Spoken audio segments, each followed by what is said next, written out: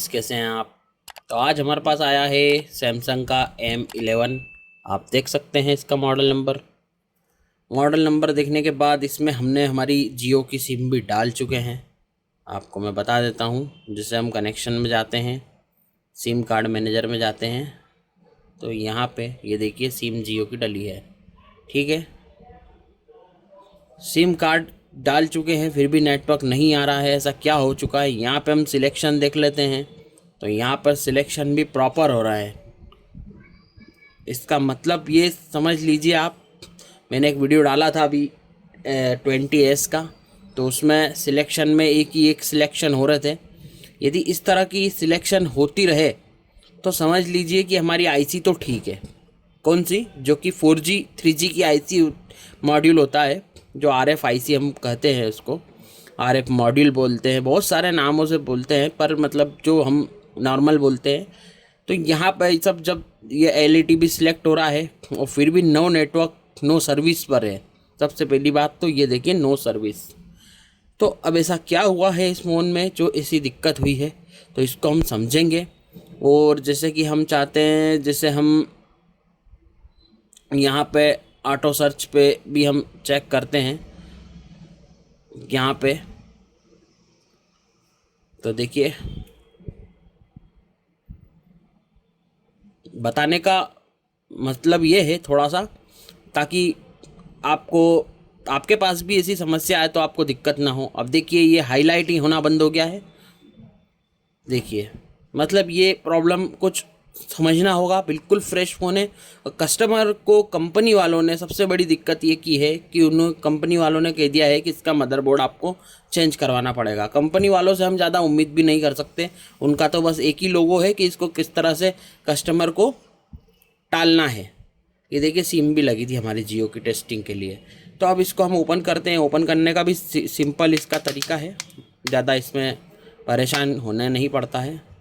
यहाँ पे यदि आप ये फिंगरप्रिंट यहाँ पे चिपका होता है और यहाँ उसके अंदर लगा रहता है मिडिल के, ना सॉरी शील्ड के, तो आप इस फिंगरप्रिंट को इस तरह से दबा के रखें और इस तरह से आप ओपन कर लें। तो ये देखिए फिंगरप्रिंट, क्योंकि ये चिपका रहता है और आप खोलेंगे तो यहाँ से कट सकता है, ये भी आपको ध्यान रखना है।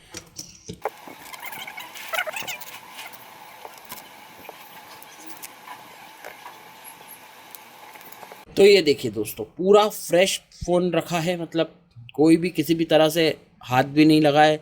नेटवर्क वगैरह एरिया बिल्कुल ठीक है। कुछ चीज़ें आपको चेक ज़रूर कर लेनी चाहिए, जैसे कि यहाँ पे हमारे नेटवर्क का एंटीना लगा होता है। हो सकता है कि वाटर डैमेज हो गया हो या कुछ हो गया हो, तो यहाँ पे पानी वगैरह लगने से भी जब कनेक्टिविटी इससे नहीं मिलेगी इन पॉइंटों से, तो ये नेटवर्क नहीं आएगा। केबल चेक कर लेनी है आपको। केबल में निकल तो नहीं गई है, लेकिन इसकी तो बिल्कुल केबल वगैरह बिल्कुल फिक्स लगी है, किसी भी तरह की कोई प्रॉब्लम नहीं है। तो यहाँ हम इस बोर्ड को पहले फ्री कर लेते हैं। इसमें यहाँ पर एक स्क्रू लगे होते हैं, 2 स्क्रू सॉरी, नहीं तो आपका मदरबोर्ड आप गलती कर सकते हैं, टूट सकता है। पहले ये निकाल लें। हैंड फ्री की यहाँ से आप आराम से इसको फ्री कर सकते हैं। तो हमारा जो सबसे पहला काम क्या होना चाहिए कि हमको थोड़ा सा नेटवर्क के यहाँ पे हमको हार्डवेयरली चेक करना होगा। तो इसको आप ओपन कर लें थोड़ा तरीके से।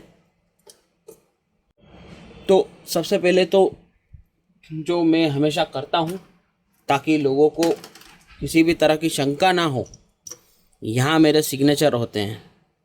मार्कर ही नहीं चल रहा है दोस्तों, वो दूसरा लेते हैं। ये रहा मार्कर दूसरा। तो यहाँ आप देख सकते हैं मैं मेरा साइन कर रहा हूँ, ताकि किसी भी तरह का कोई कन्फ्यूजन नहीं रहे।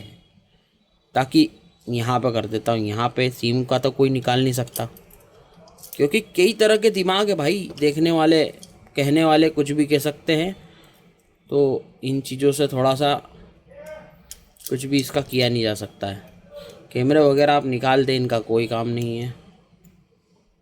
अब इसकी हम जो है शील्ड काट लेते हैं, और थोड़ा अच्छा आपको इसके लिए कटर ले लेना है, ताकि आराम से आप काट सको।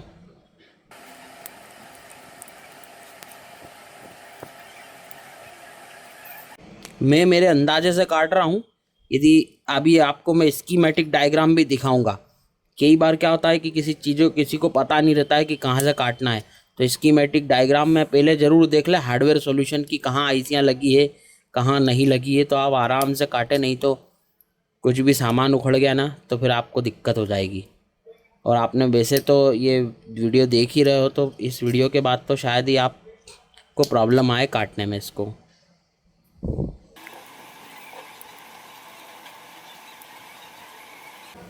यहाँ पे आप हीटअप भी करके निकाल सकते हैं, पर नेटवर्क में हीटअप ज़्यादा लगेगा तो फिर प्रॉब्लम हो जाएगा, आपका जितना भी नेटवर्क आने का होगा वो भी नहीं आएगा।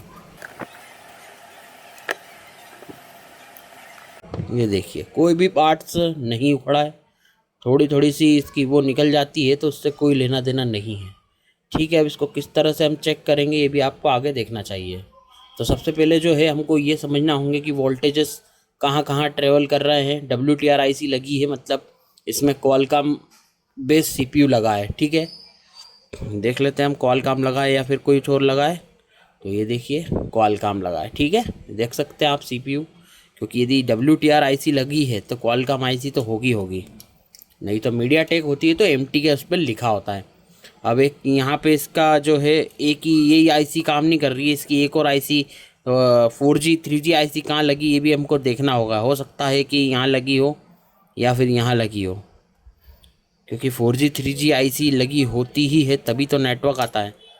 यहाँ पे कुछ भी नहीं है, अभी हमने हार्डवेयर सॉल्यूशन देखा नहीं है। इसका हार्डवेयर सॉल्यूशन देखेंगे उसके बाद ही हम कुछ चीज़ डिसाइड कर पाएंगे। यहाँ पे भी देख लेते हैं कहीं लगी है क्या, हो सकता है यहाँ पे लगी हो, पर मुझे लगता नहीं है। शायद जो है आईसी हमारी 4G 3G यहीं लगी होगी। ठीक है, अभी हम जो चेक करने वाले हैं हार्डवेयर सॉल्यूशन पे सब क्लियर हो जाएगा। ठीक है, चेक करते हैं हम हार्डवेयर सॉल्यूशन। तो गाइज आप ये देखिए, ये है हमारा M11 का मदरबोर्ड। ठीक है, जैसा कि मैंने आपको बताया ये क्वालकॉम आईसी, आप ये चेक भी कर सकते हैं। मैंने अभी शुरू में बताया था जैसे मैं जाली काट रहा था, तो आप ये देख सकते हैं कि कहाँ से आपको काटने की शुरुआत करनी चाहिए। देखिए, मैं सबसे पहले हार्डवेयर सॉल्यूशन इसलिए देखता हूँ क्योंकि आईसी वगैरह की पोजीशंस और जो ज़रूरी वोल्टेजेस जो हमको चेक करना होती, लाइनें चेक करना होती है, वो पता चल जाती है। अभी मैंने आपसे क्या कहा था कि ये आईसी कहाँ है, मतलब 4G 3G आईसी, तो ये 4G 3G आईसी देखिए ठीक सिम के जो नीचे कनेक्टर लगा है, और यहाँ पे हमारी एक जो है PMIC लगी है जो कि वोल्टेजेस वगैरह सबको डिवाइड करती है। ठीक है, तो यहाँ पे जो सिस्टम यहाँ पे 4G 3G का लगा है देखिए, तो इसी तरह से मैं आपको यही समझाता हूँ कि कोई भी हड़बड़ी से काम नहीं होगा, वो तरीके से ही होगा। तो सबसे पहले हमको क्या क्या चेक करने हैं, देखिए सबसे पहले वोल्टेजेस चेक करने हमको। ठीक है, सबसे पहले जो काम है हमारा वोल्टेजेस चेक करना, हमारा एंटीने की लाइन वगैरह कहीं से डैमेज तो नहीं है ये चेक करना, जैसे कि ऊपर तक जा रही है। ये देखिए 1.8, और हमारी जो है VBAT की लाइन चेक करना है, तो ये दोनों लाइन चेक करना बहुत ज़रूरी है। तो ये देखिए RF1, ये RF1 इसको कहा जाता है, और RF2 जो है हमारी ये होती है PARF। मैंने कहा ना काफ़ी सारे नाम होते हैं, तो आपको आपके हिसाब से ही इसमें काम करता रहना है। ठीक है, अब ये देखिए यहाँ पे 1.8 WTR IC में हमको ये चेक करना है यहाँ पे प्रॉपर आ रहे हैं या नहीं आ रहे हैं, ये भी चेक करना है। स्टेप बाय स्टेप हम काम करेंगे, बिल्कुल हम इस मोबाइल को बना पाएंगे।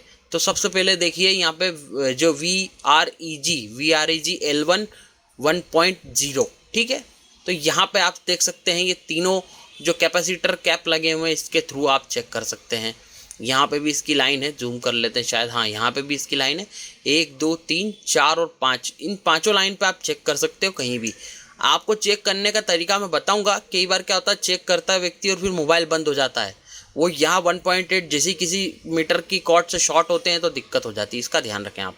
और एक जो है हमारी जो 1.8 की L4, ठीक है, L4 की लाइन जो है यहाँ पे आपको भी चेक करना है 1.8 वोल्ट। ये 2 वोल्ट तो आपको बहुत ही इमरजेंसी में सबसे पहले WTR IC, और यहाँ पे यदि यहाँ पे आपके 1.8 आ रहे हैं तो आपकी ऑब्वियसली आपकी इस वाली जो IC है 4G 3G IC, इस पे भी ऑब्वियसली जा ही रहे होंगे, ऐसा कुछ नहीं है, क्योंकि ये और ये लाइन देखिए दोनों कनेक्टेड है, देख सकते हैं आप, ये देखिए दोनों कनेक्टेड है।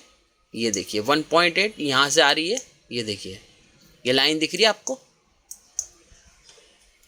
तो ये सिंपल मेथड है, कोई दिक्कत वाली बात नहीं है, आप आराम से इसको समझ जाएंगे। ये सारी 1.8 की जो आ रही है सप्लाई, तो हमारी यहाँ पे जो क्रिस्टल के पास में जो एक और हमारी पावर आईसी लगी है यहाँ से निकल रही है। ठीक है, तो हम सबसे पहले जो ज़रूरी वोल्टेजेस है आप देख ले, ध्यान रख लें। मैं कहाँ कहाँ चेक करूँगा, एक तो यहाँ पे चेक करूँगा 1.8 और वी बैट की लाइन, और यहाँ WTR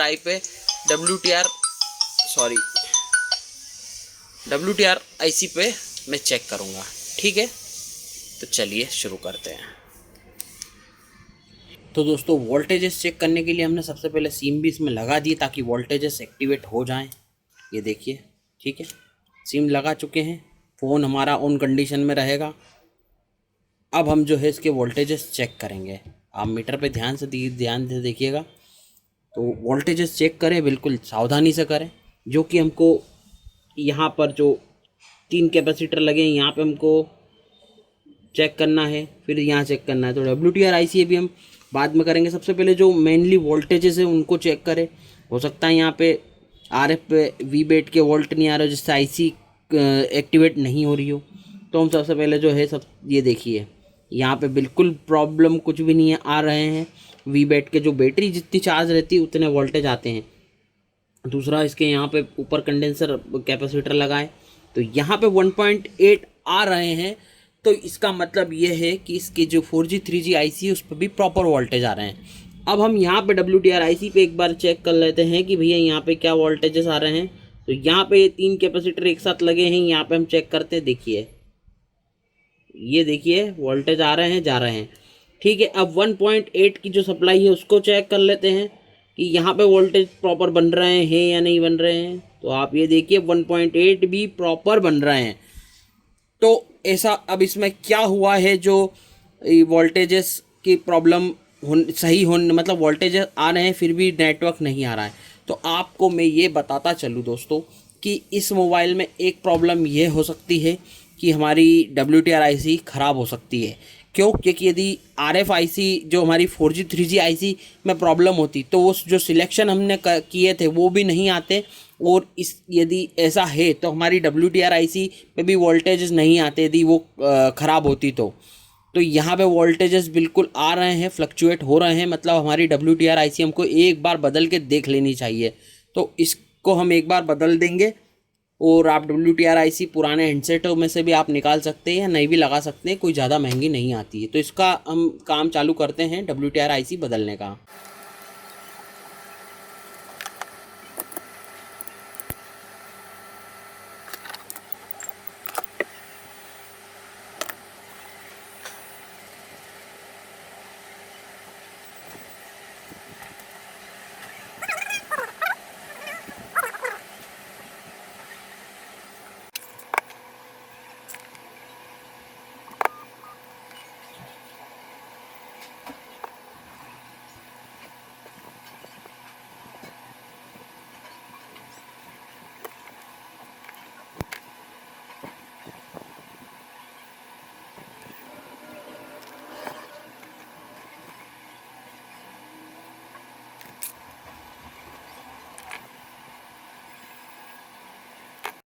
तो दोस्तों IC हम निकाल चुके हैं, आप देख सकते हैं किस मतलब तरीके से मैंने काम किया है। आप भी शांति से काम करेंगे, धैर्य से काम करेंगे तो अच्छा होगा, क्योंकि आसपास आप देख सकते हैं कितने सारे इसमें स्पेयर पार्ट्स लगे हैं, बारीक बारीक कंपोनेंट। यदि एक आध भी उखड़ गया तो आपका पूरा बना बनाया काम बिगड़ सकता है। तो आप इस चीज़ का ध्यान रखें। आप चाहें तो नई WTR IC लगा दें, या फिर आपके पास कोई ओल्ड हैंडसेट हो तो उसमें लगा दें। इसमें WTR IC लगाने का कोई फंडा नहीं है। देखिए यहाँ पर आप चाहे तो डॉट जो इस पर मार्किंग रहती है उसको याद रख सकते हैं, या फिर आप देख सकते हैं यहाँ पे इतने सारे डॉट गायब हैं यहाँ पे जो है, तो आप इसके अकॉर्डिंग भी लगा ही सकते हैं, कोई प्रॉब्लम नहीं है। जैसे कि इसमें जिस तरह से डॉट नहीं है, जैसे नीचे ज़्यादा नहीं है, तो हम इस तरह से इसको लगा सकते हैं। ये इसकी पोजीशन है, कोई बहुत बड़ा इसमें समझने वाली बात नहीं है। जिसमें अधिक ज़्यादा बॉल्स रहते हैं तो उसमें लोकेशन देखना रहती है, और यदि आपको प्रॉब्लम आती है तो आप बोर्नियो स्कीमेटिक पे भी हार्डवेयर में देख ही सकते हैं, उसमें पता चल जाएगा आपको। तो ठीक है, जो IC की पोजीशन है हम उन्हें उसको हल्का सा पेस्ट लगा के इसको फिक्स कर लेते हैं। नीचे के जो पेड हैं वो अच्छे से मैंने क्लियर कर लिए हैं। यदि एक आध भी ऊपर नीचे होगा और फिर जो आईसी के बॉल्स रहते हैं तो वो दोनों ऊपर नीचे उबड़ खाबड़ हो जाएंगे, जिससे आईसी हवा में ही रह जाएगी, ठीक से लगेगी नहीं। इस बात का आपको ध्यान रखना है। बिल्कुल उसकी सेम पोजीशन पे लगा करके आपको आईसी एक बार चेक कर लेना है। आईसी हल्की सी इधर उधर हो सकती है, चल जाएगी। जब वो बॉल्स पिघलेंगे तो अपने आप फिक्स जगह पे हो जाएगी, लेकिन इतनी भी आउट ना लगाएं जिससे कि दिक्कत हो जाए। एयर इसकी कम रख देंगे या आप 40 चलाएं तो ज़्यादा अच्छा रहेगा। यदि आपने ज़्यादा एयर रखी तो इधर उधर भाग जाएगी आईसी।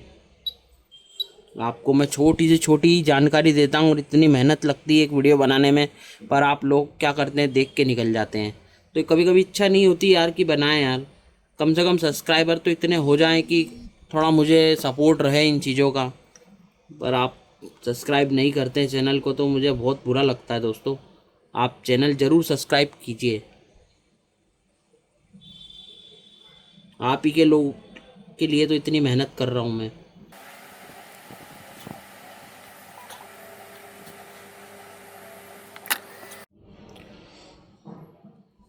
तो गाइस बोर्ड ठंडा हो चुका है, बिल्कुल हो चुका है ठंडा। तो हम इसको फिटिंग करेंगे और इसके वोल्टेजेस भी चेक करेंगे कि वोल्टेजेस कुछ लॉस तो नहीं हुए हमारे, या फिर हो सकती है कि हमने आईसी में शॉर्टिंग वगैरह हो गई हो। तो ये भी छोटी छोटी जो चीज़ें हैं वो जो चेक करने के लिए बहुत ज़रूरी काम रहता है इन चीज़ों का। तो मैं सबसे पहले तो इसको यहाँ पे चालू कर लेता हूँ। ये चालू हो चुका है। अब वापिस से हम इसमें वोल्टेजेस चेक करेंगे, क्योंकि वोल्टेज चेक करना बहुत ज़रूरी है। यदि वोल्टेज नहीं आएंगे तो आपका काम नहीं चलेगा। वैसे हमारी इस आईसी में भी आ रहे थे, पर काम हमारा उसमें नहीं हो रहा था, तो इसका मतलब ये नहीं है। अभी सिम हम डाल लेते हैं इसमें, सिम भी डालना ज़रूरी है।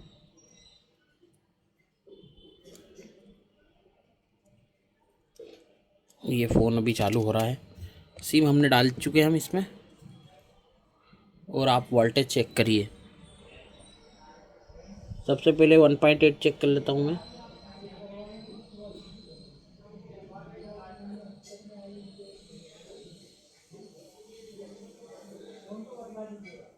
तो ये देखिए 1.8 वोल्ट आ रहे हैं। अब 1 वॉट चेक कर लेते हैं, 1 वॉट भी आ रहे हैं, ठीक है। तो अब इसमें चेक करते हैं। अभी भी नो सर्विस है, देखिए। अभी इसको हम ढक्कन लगाते हैं इसका, फिर इसको चेक कर लेते हैं, क्योंकि इसका नेटवर्क का ढक्कन पे है। तो हम ये भी चेक करेंगे, और इसके लिए एक स्क्रू ज़रूर लगाना पड़ेगा, क्योंकि ये स्क्रू यदि ये नहीं लगेंगे तो यहाँ पे हमको बंद चालू करने में दिक्कत होगी। हम एक स्क्रू अभी टेम्परेरी इस पर अटका रहे हैं, और ये ढक्कन को भी मैं अभी फ़िलहाल इसी तरह से निकालना पड़ेगा।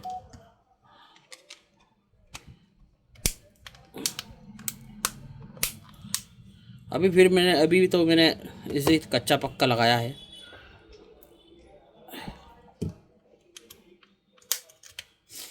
देखते हैं इसमें नेटवर्क आया है या नहीं आया है। गाइस देखिए नेटवर्क आ चुका है, देखिए आपके सामने है। कोई भी एडिटिंग नहीं करी दोस्तों मैंने, आपके सामने है। देखिए नेटवर्क आ चुका है, नेटवर्क के और ये भी इसके आने लगे हैं, जिस तरह से हम नेट चलाते हैं। अब मैं इस पर फ़ोन कर देता हूँ दोस्तों। ये मैंने लगाया फ़ोन मेरे दूसरे फ़ोन से, और ये लीजिए फ़ोन भी आ गया है। और ये हम फ़ोन उठा के चेक करेंगे इसको। हेलो हेलो, ये देखिए दोस्तों बिल्कुल कंप्लीट हो गया है आपके सामने। कोई किसी भी तरह से मैंने आपके सामने यदि कुछ बदला हो या करा हो तो जो भी है आपके सामने है। ये वही मदरबोर्ड है, मैं आपको एक बार फिर से दिखा देता हूँ। ये देखिए नेटवर्क बिल्कुल आ रहे हैं अच्छे से। ये देखिए, मैं इसीलिए साइन करता हूँ ताकि कई लोग तो क्या है फेक वीडियो बनाते हैं, लेकिन क्या है कि इतनी मेहनत करने के बाद भी आप चैनल तो सब्सक्राइब करते नहीं। कभी कभी तो ऐसा लगता है कि वीडियो बनाए ही नहीं। देखिए इतनी मेहनत कर रहे हैं, आपको तो फ्री का ज्ञान मिल रहा है गाइस, थोड़ा सा मुझे सपोर्ट तो कीजिए यार। ये देखिए आपके सामने किए थे साइन, पीछे भी खोल के बता देता हूँ, पीछे भी अपन ने किए थे, क्योंकि मैं कुछ नहीं छुपाता, मेरा काम ही नहीं ऐसा छुपाने का। ये देखिए कुछ भी नहीं खोला है, केवल और केवल जो हमने बदली वो WTR IC बदली, और किस टेक्निक से बदली है, सारे पैरामीटर्स को चेक करने के बाद ही हमने इसको बदली है। तो यही मैं कहना चाहता हूँ दोस्तों, थोड़ी सी मेरे को आपकी हेल्प थोड़ी सी हेल्प आप कर दें मेरी, क्योंकि आप देख ही रहे हैं 1 to 1 आपको अच्छी ही मैं वीडियो बना के बताता हूँ। अधिकतर लोग CPU वगैरह की डालते हैं, इस तरह की वीडियो तो डालना उनको आती ही नहीं। मतलब कहने का उनको, अधिकतर लोगों को इस तरह के काम ही समझ में नहीं आते हैं कि भैया किस तरह से इस तरह से रिपेयरिंग करनी है, क्योंकि ये जो है ये सबसे ज़्यादा टिपिकल चीज़ें हैं। CPU वगैरह बनाना कोई ज़्यादा टिपिकल चीज़ें नहीं है। चिप लेवल का काम आजकल आसान हो गया, और जहाँ तक कि फॉल्टी ढूंढना ज़्यादा मुश्किल हो गया है। तो बस मुझे यही मैं आपसे कहता हूँ कि थोड़ा सा मुझे सपोर्ट कीजिए दोस्तों। मैं और भी अच्छे जहाँ वीडियो कोशिश करता हूँ आपको पूरी तरह से गाइड करने की। स्कीमेटिक से एक एक वीडियो बनाने में कितना टाइम लगता है, आपको तो कुछ मिनटों का लगता होगा ये वीडियो की, हाँ इतना मिनट का तो बना है, लेकिन उसके पीछे दिन भर मेहनत अलग लगती है। आप किसी से भी यूट्यूबर से पूछ सकते हैं कि भैया कितनी मेहनत लगती है।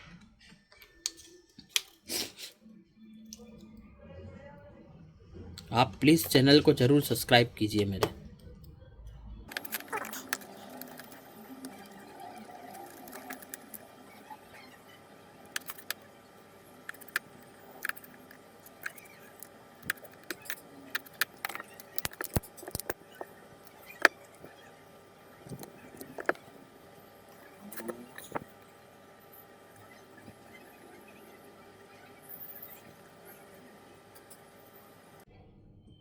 देखिए गाइस, ये वही बोर्ड है और नेटवर्क भी बिल्कुल आ चुके हैं।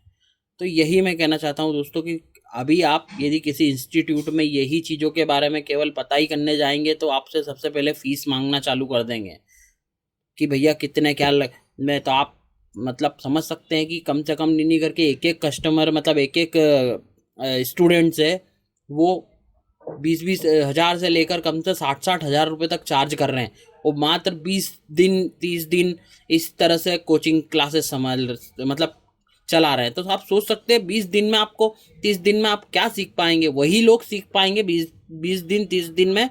ऐसा नहीं है कि इंस्टीट्यूट में नहीं सिखाया जाता है काम, वो लोग सीख पाएंगे जो ऑलरेडी काम कर रहे हैं, जो अपडेट होना चाहते हैं। नए लोग परेशान होते रहेंगे। आप भले कितने इंस्टीट्यूट बदल लो, जब तक आपको बेसिक नॉलेज नहीं होगा तब तक आप कुछ भी नहीं कर पाएंगे। तो बस दोस्तों आपसे यही रिक्वेस्ट है कि आप मुझे सपोर्ट ज़रूर करें, ऐसे ही चैनल पे बने रहें, और मैं आगे भी आपको अच्छे वीडियो लाता रहूँगा। मैंने आपको बिल्कुल अच्छे से टेक्निक से समझाई है कि यदि आप सबसे पहले ये देखें कि हमारा 4G 3G जो है, हम किस तरह से समझते हैं कि हम नेटवर्क एरिया में जाते हैं। नेटवर्क एरिया में जब हम यहाँ पर जा कर के हम वोल्टी जब सिलेक्ट कर रहे हैं तो वोल्टी बराबर सिलेक्ट कर रहा है वो। यदि वो सिलेक्ट नहीं करता या एक ही इस पर बार बार सिलेक्ट होता रहता है तो हमारी 4G 3G IC का प्रॉब्लम हो सकता है। लेकिन यहाँ पे आने के बाद वोल्टेज WTR पे आ रहे हैं तो आप बिल्कुल WTR बदल दें, उससे कोई दिक्कत नहीं आएगी। जैसे ही आप बदलेंगे नेटवर्क आपका आने लग जाएगा। तो ठीक है दोस्तों, मिलते हैं नेक्स्ट वीडियो में, और भी चैनल का मतलब बने रहें और आपको अच्छे वीडियो पोस्ट करता रहूँगा। थैंक यू दोस्तों, थैंक यू।